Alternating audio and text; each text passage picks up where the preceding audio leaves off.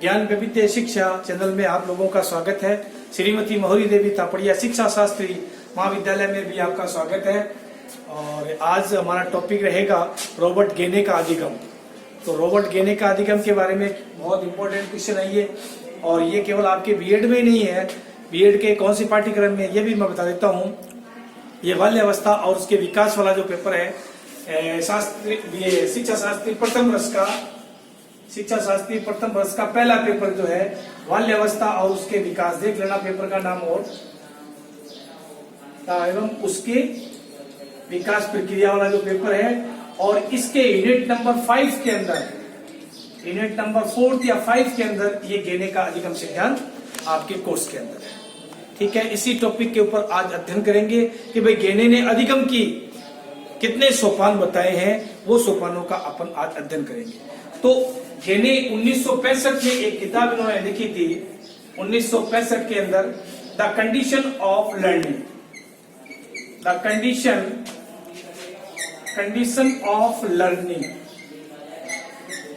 ये किताब 1965 के अंदर पब्लिश हुई थी और गेने के द्वारा लिखी गई थी। और इस किताब में इसका हिंदी में अर्थ हुआ अधिगम का शर्तें, हिंदी में नाम हुआ अधिगम की शर्तें। ये एक बार पूछा भी गया है, अधिगम की शर्तें। तो गेने के द्वारा कौन सी किताब लिखी गई थी जिसके द्वारा शिक्षा में बहुत चर्चित रही?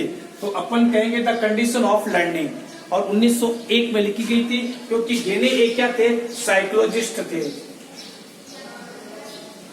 गेने क्या थे, एक मनोवैज्ञानिक थे, और उन्होंने शिक्षा के जो अधिगम की है, शिक्षा नहीं अधिगम के जो चरण है उनका हमें अध्ययन करवाया।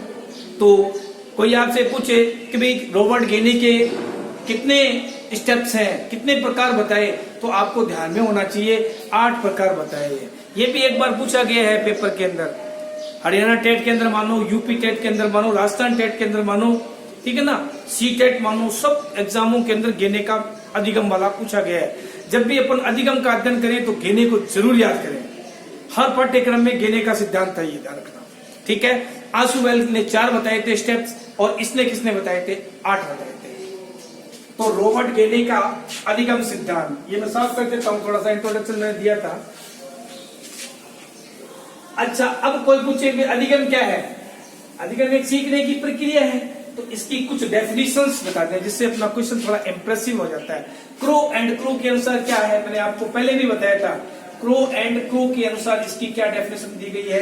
अधिगम निरंतर चलने वाली प्रक्रिया है। अधिगम निरंतर चलने वाली प्रक्रिया है। ठीक है, ये अपन ने बताया था। और वुडवर्थ ने क्या बताया? नवीन ज्ञान की खोज, नवीन ज्ञान की खोज ही अधिगम है। और गेट्स ने क्या बताया? अगर गेट्स की अपन डेफिनेशन पूछे तो अनुभव और प्रशिक्षण से प्राप्त ज्ञान, अनुभव और प्रशिक्षण से प्राप्त ज्ञान, अनुभव एवं प्रशिक्षण से प्राप्त ज्ञान, प्रशिक्षण से प्राप्त ज्ञान, ज्ञान ही अधिगम है। और गिलफोर्ड ने क्या बताया है? गिलफोर्ड ने इसकी व्यवहार में परिवर्तन, अपने नेचर के अंदर, अपने बिहेवियर के अंदर अगर परिवर्तन हो जाए, वो ज्ञान ही अधिगम है। तो गिलफोर्ड व्यवहार में परिवर्तन ही क्या है? परिवर्तन ही अधिगम है। तो बोलो, आपके समझ में आया? गिलफोर्ड ने इसकी डेफिनेशन क्या दी है? व्यवहार में परिवर्तन। गेट्स ने क्या दी है? अनुभव और प्रशिक्षण से प्राप्त ज्ञान ही। और वुडवर्थ ने क्या है? नवीन ज्ञान की खोज ही। और क्रो एंड क्रो ने क्या कहा है? नवीन जीवन पर्यंत तक चलने वाली प्रक्रिया है। तो ये थोड़ा सा अपन ने अधिगम की परिभाषा बताई। और अधिगम का जब भी अध्ययन करो, मैंने अभी आपको क्या बताया था, गेने का नाम, रॉबर्ट गेने का नाम जरूर याद कीजिएगा। और उसकी जो बुक है क्या बताई थी? The condition of learning. ये किताब याद रखना, जो 1965 के अंदर पब्लिश हुई थी। तो ज्ञान गेने का आपका समझ आ गया कि उन्होंने व्यवहार या अधिगम के बारे में क्या डेफिनेशन दी है। मैंने 4 डेफिनेशन लिख दी है आपको, और भी है, और भी साइकोलॉजिस्ट हैं जिन्होंने अलग अलग इसकी परिभाषा दी है। बाकी अपन शाब्दिक अर्थ में ये समझ गए हैं कि अपने व्यवहार के अंदर, अपने नेचर के अंदर परिवर्तन लाना ही क्या है, अधिगम है। अब मैंने जैसे अभी क्या था, मेन अपना सबसे पहले इंपॉर्टेंट क्वेश्चन है अधिगम के चरण कौन कौन से गेने के अनुसार। अकॉर्डिंग टू गेने, गेने के अनुसार अधिगम के 8 स्टेप्स हैं, 8 स्टेप्स हैं, चरण है। इनको थोड़ा सा क्रमबद्ध याद रखना, बहुत अच्छा क्वेश्चन है ये।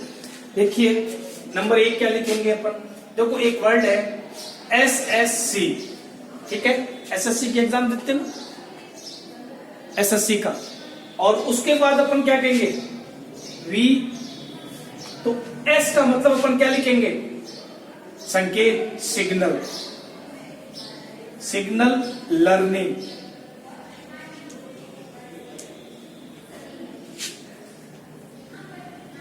Signal learning. नंबर 2 अपन क्या लिखेंगे, सिग्नल लर्निंग के बाद हिंदी में इसका नाम बता देंगे अभी आपको, सिग्नल लर्निंग। अब स्टिमुलस,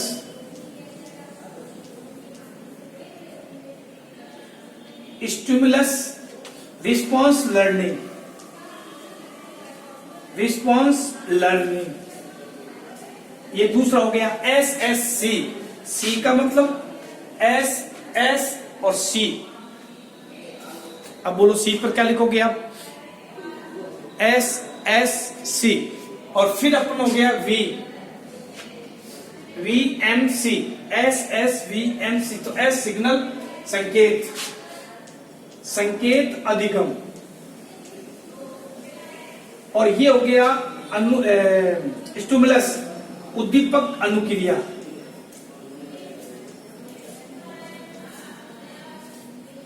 उद्दीपक अनुक्रिया हो गई ना। अब हो गया चेन लर्निंग, LEARNING, इसको अपन कहते हैं श्रृंखला अधिगम। और फिर चौथा अपन क्या हो जाएगा, B, verbal association learning, verbal association learning, एक ये हो गया।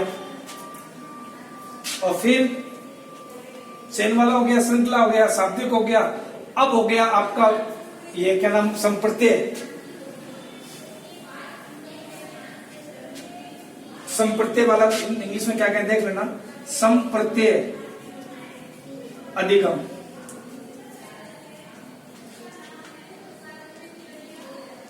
और फिर VMC हो गया ना, SSCVM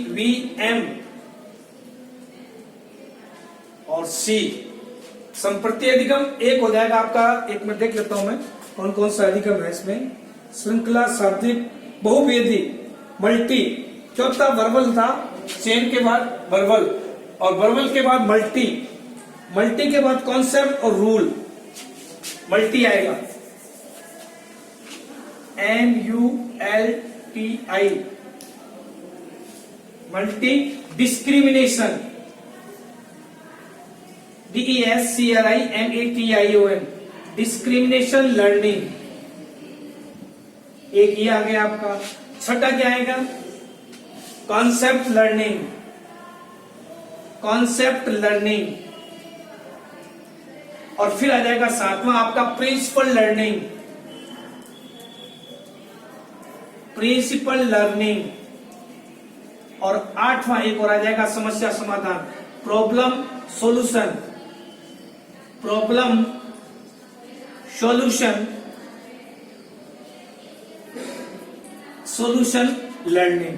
अब देखिएगा आप, तो मैंने ये देखो इंग्लिश में आपके लिखे कौन कौन सी लर्निंग थी। अब देखिए इसका, सिग्नल लर्निंग, संकेत अधिगम, स्टिमुलस रिस्पॉन्स लर्निंग, उद्दीपक अनुक्रिया, चेन श्रृंखला अनुक्रिया, वर्बल एसोसिएशन,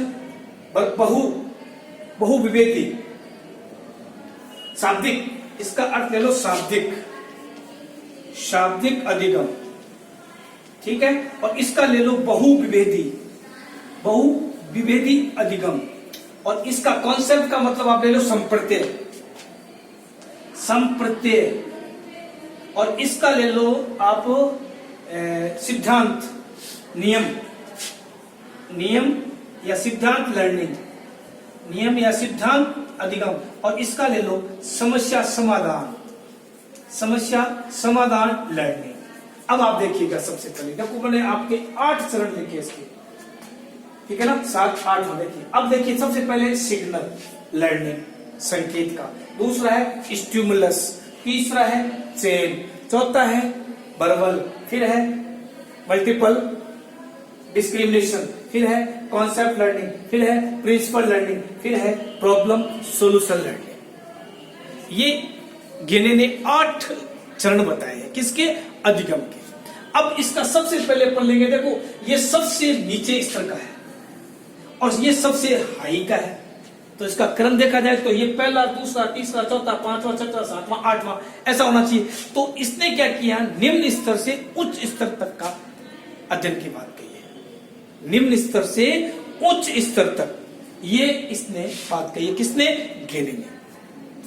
अब आप एक एक थोड़ा थोड़ा समझो कि इन्होंने क्या गुरुजी ने लिखा है।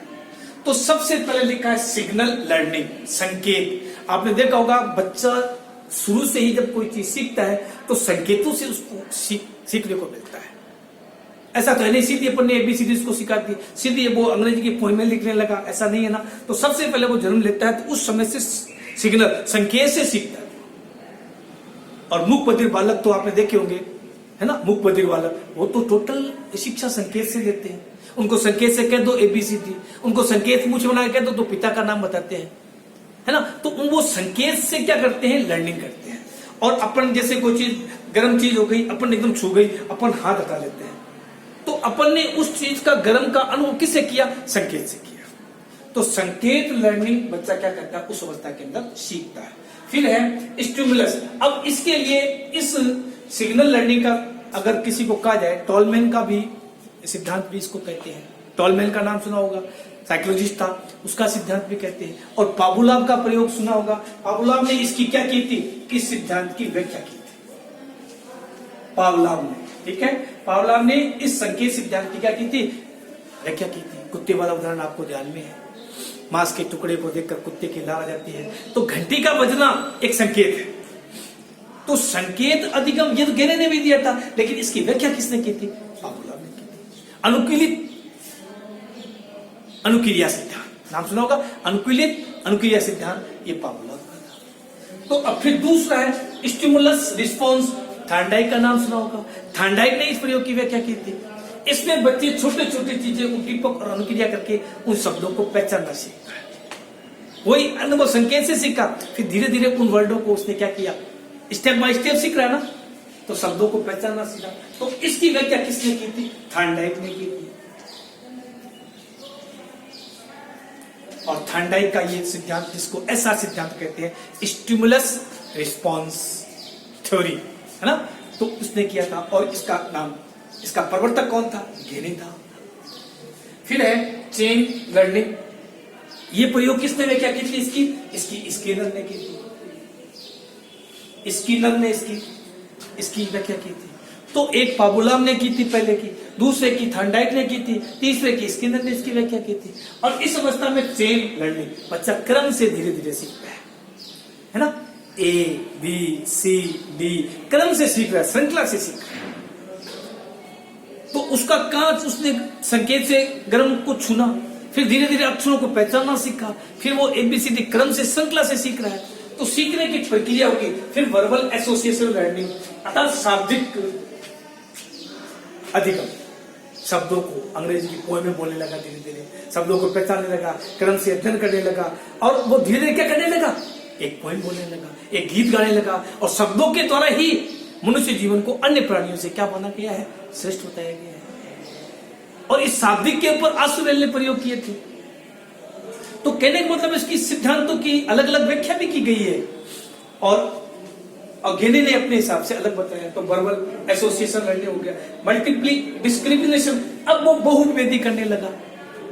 मैंने सेब डाल दिया और कुत्ता के दे दिया और बैग दे दिया, मैंने बच्चे को कहा इसमें पहचानो एप्पल कहाँ है, तो उसमें अंतर करने की जो क्षमता है वो बहुविधि में आ जाती है। वो चरण है, धीरे धीरे वही लड़का कहाँ छुआ, वर्णों को पहचानना सीखा, फिर उसके बाद वो बोलना सीखा और गीत गाना सीखा। फिर उसके बाद उसने क्या किया, ये वर्बल हो गया, शाब्दिक हो गया, शब्दों का भंडार हो गया उसके पास। फिर वो भेद करना सीख गया, है ना, भेद करना सीख गया, काले और नीले रंग में भेद करना सीख गया, है ना। तो ये चीज क्या कहलाती है, भेदकरण। और वो क्षमता धीरे धीरे उसमें विकसित हुई। ने भेद अंतर जाना ही नहीं तो काय का ज्ञान आपने अर्जित किया। फिर है मल्टीप्लाई, फिर उसके बाद है कॉन्सेप्ट लर्निंग, संप्रत्यय। अब संप्रत्यय में इसमें देखो क्या होगा, पूर्व धारणा कोई चीज के प्रति, उसके गुणों और अवगुणों के आधार पर उसका करना। जैसे मैंने मान लो कोई चीज बना दी कि ये मानव जाति का पूरा समूह है, एक नाम दे दिया मनुष्य, तो मनुष्य शब्द ये एक संप्रत्यय कहलाता है। कोरोना डिजीज चल रही है तो ये बीमारी में क्या क्या हानियां हैं, क्या क्या क्या हो रहा है इसमें, तो एक कोरोना एक गुणों के आधार पर उसका नाम हमने दिया कोरोना। तो ये ऐसी जो विचार है वो क्या कहलाते हैं, संप्रत्यय कहलाते हैं। गाय एक पर्टिकुलर जाति का नाम दे दिया कि 4 टांगे वाला पशु जो होगा वो गाय होगा। तो कहने का मतलब है ये हमारा संप्रत्यय है, उसके बारे में हमने अपना एक विजुअल चीज बना ली अपने मस्तिष्क के, वो संप्रत्यय कहलाती है। तो कॉन्सेप्ट लर्निंग हो गया। प्रिंसिपल लर्निंग नियम और सिद्धांतों के आधार पर चलने वाला है ना। स्कूल ड्रेस में आना है, स्कूल 10 बजे पहुंचना है, 4 बजे छुट्टी होनी है, नियम के तहत अचानक अपने ने गाड़ी चला रहे हैं और अपन ने क्या किया, अपने रोक लिया, अपन ने गाड़ी को ब्रेक के पास, पैर अपने आप चले गए, नियम का फॉलो किया। तो कहने का मतलब है नियम के तहत जो अध्ययन किया जाए वो क्या कहलाता है, अपना प्रिंसिपल लर्निंग कहलाता है, ठीक है। और इसके बाद है अपना प्रॉब्लम सॉल्यूशन, समस्या समाधान विधि। इसके अगर जन्मदाता कहा जाए कौन था, सुकरात था, मैंने आपको बताया था पहले वीडियो के अंदर। अब इसमें समस्या समाधान, कोई भी समस्या है, गणित की प्रमेय है, सिद्ध करो कि चक्रीय चतुर्भुज में अनुकोण संपूरक होते हैं, तो अब ये समस्या हो गई, इसका समाधान बच्चा लर्निंग बाय डूइंग अपने स्तर पर ही वो उसको क्या करेगा, खोजने का प्रयास करेगा, लर्निंग बाय डूइंग, है ना। चक्रीय चतुर्भुज में त्रिभुज के तीनों अंतःकोणों का योग 180 डिग्री होता है। तो ये सारी चीजें बच्चे ने देखो कहां से कहां तक उसने अध्ययन किया। अब अगर इसको डिवाइड किया जाए इसके उद्देश्य, तो ये जो 3 है ना, 3 ये क्या कहलाते हैं मालूम है, ये ज्ञान कहलाते हैं। बच्चे ने ज्ञान को अर्जित किया। और फिर ये चौथा जो पॉइंट है वो आ जाएगा बोध, और फिर बोध के बाद चौथा का 5वां जो पॉइंट आएगा अनुप्रयोग, और अनुप्रयोग के बाद फिर उसका अपन ने क्या किया, संश्लेषण, विश्लेषण, क्या किया, विश्लेषण, फिर इसका अपन ने क्या किया, संश्लेषण, और फिर इसका अपन ने क्या किया, मूल्यांकन। देखिए ये चरण हुए कि नहीं में, तो कहां अपन ने ज्ञान में कितने आ जाएंगे, 3 पॉइंट आ जाएंगे, सिग्नल वाला, स्टिमुलस वाला, चेन वाला, ये तो ज्ञान है, उद्देश्य अपन इसका प्राप्त किया। फिर जो चौथा जो अपन ने पॉइंट रखते हैं वो वर्बल एसोसिएशन वाला, वो क्या हुआ, बोध है। और फिर 5वां जो पॉइंट हुआ मल्टी डिस्क्रिप्शन वाला, वो अपन ने क्या हो गया, अनुप्रयोग है। फिर अपन ने क्या किया, संप्रत्यय वाला विश्लेषण है। फिर अपन ने क्या किया, संश्लेषण है। पहले संश्लेषण आएगा फिर विश्लेषण आएगा, ओके, पहले संश्लेषण फिर विश्लेषण।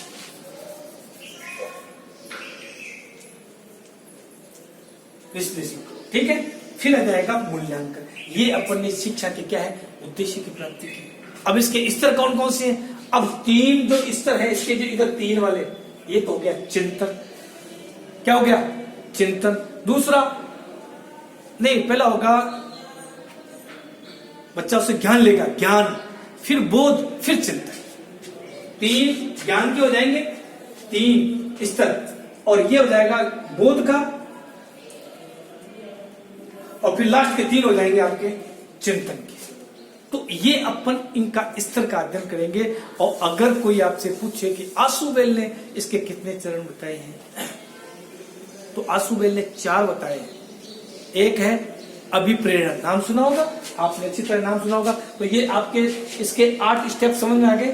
पहला कौन सा था, बोलिए बताइए, चिन्ह अधिगम।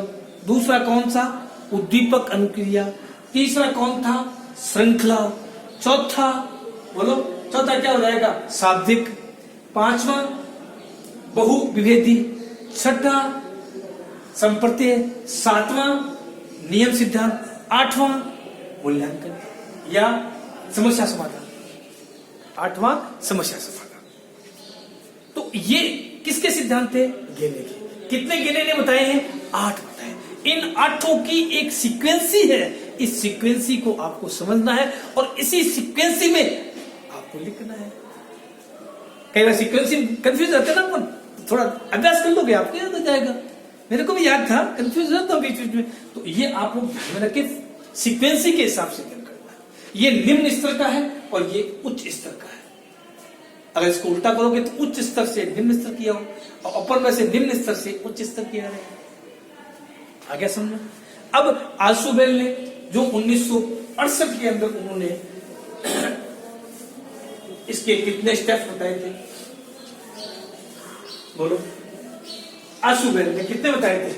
आल्सुबेल का नाम सुना है ना? यह भी एक साइकोलॉजिस्ट था। अभिप्रेरण, अन्वेषण, और अन्वेषण के बाद क्या करोगे आप? बोलो, रटने की पद्धति। और फिर रटने की पद्धति के बाद फिर उसका क्या करोगे? बोलो, उसका क्या करोगे? बोलो, आप उसको अर्थपूर्ण जीवन को समझोगे। अर्थपूर्ण अधिगम। अर्थपूर्ण अधिगम ये किसने दिए थे? बताइए, 4 स्टेप्स किसने दिए थे? आल्सुबेल। यहां से स्टार्ट है। अभिप्रेरण, अन्वेषण, इन्वेंशन, रटने की पद्धति और जो आपके काम का अर्थपूर्ण। अब इसमें क्या होता? सबसे गैर बेकार और नीचे की प्रवृत्ति कौन सी थी? उसने आल्सुबेल ने मानी रटने की पद्धति। इसको सबसे बेकार माना और जो खोज करके जो ज्ञान प्राप्त किया जाता है वो सर्वोच्च माना उसने। किसने? आल्सुबेल ने। और इसमें बच्चा क्या करता है? अभिप्रेरण में लिख कर सीखता है। इसमें बच्चे ने लिख कर सीखा, इसमें बच्चे ने खोज करके सीखा और इसमें बच्चे ने रट के सीखा और इसमें उसने अर्थपूर्ण जीवन के लिए पहचाना। तो उसने 4 चरण बताए। किसने? आल्सुबेल ने। और गेने ने कितने बताए थे? 8 बताए थे। इन 8 का और इन 4 का आप अध्ययन कीजिएगा। गेने का यही जो सिद्धांत है, इसके 8 जो चरण है वो इंपॉर्टेंट है। कभी कभी ये पूछा गया है कि गेने ने अधिगम के कितने स्टेप्स बताए हैं? 8। आल्सुबेल ने कितने बताए हैं? 4। ये कंपैरेटिव स्टडी हो गई। हो सकता है आल्सुबेल का आपके सिलेबस में नहीं हो, मैं ये नहीं कहता हूं, लेकिन गेने का 100% आपका है। तो गेने का अधिगम में 8 है, उसके 4 है और 8 का जो क्रम है, सीक्वेंस वो रहेगा और इन 4 का सीक्वेंस एक जैसा रहेगा। ये आल्सुबेल ने प्रयोग कब दिया था? 1968 के अंदर। और उसने कब दिया था? 1965 के अंदर। द कंडीशन ऑफ लर्निंग, उस किताब के आधार पर उसने 8 स्टेप्स सीक्वेंस से बताए थे और इसने 4 कदम सीक्वेंस से बताए। कभी कभी पूछ लेता है कि बताइए कि कौन से अधिगम के अंदर समस्या और समाधान का किया जाता है? 8वां, है ना। एक बच्चा स्कूल के समय का पाबंद होता है तो नियम का हो गया, नियम अधिगम हो गया ना। सिद्धांत अधिगम या नियम अधिगम 7वां वाला हो जाएगा। तो कहने का मेरा प्रत्यय है, इनकी व्याख्या किसने किसने की, ये सारी चीजें आप देखिएगा आपके शिक्षा शास्त्र के पाठ्यक्रम में, नहीं बल्कि first grade, UP TET, Rajasthan TET, C TET, सब एग्जामों के अंदर गेने का नाम पूछा गया है। तो गेने के 8 जो चरण हैं उनका अध्ययन कीजिएगा और अगले टॉपिक के बारे में आगे नेक्स्ट बताऊंगा। Thank you.